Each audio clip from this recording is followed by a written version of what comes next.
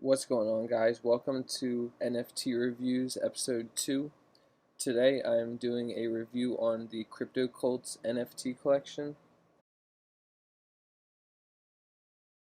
Cryptocults are 300 unique apes that rep different crypto coins. This gives you the chance to get an ape with your favorite altcoin on it. Here are some examples of Cryptocults. As you can see on some of them, like this one, has a Dogecoin on his hat. The creator of Cryptocults goes by the name Doogs and can be found on Twitter by the handle at doogs_eth.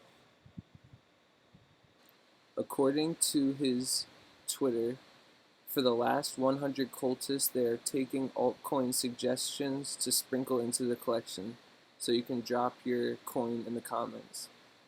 So if you would like to see him make an ape with your favorite altcoin on it, you can just send him a message or comment on his Twitter page. The reason it's one of my favorite collections is because of the reasonable price.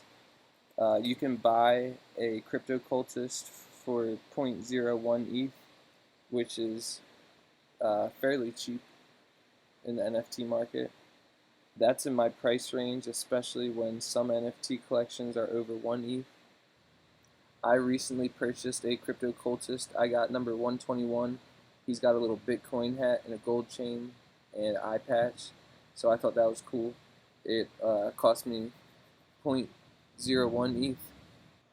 One thing that you might want to know before buying an NFT is you're going to have to pay some pretty insane ethereum gas fees just to be able to buy it.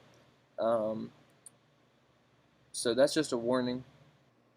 As you can see, so far there have been 200 Cryptocults released, and right here the artist tells us that there's going to be 300 total.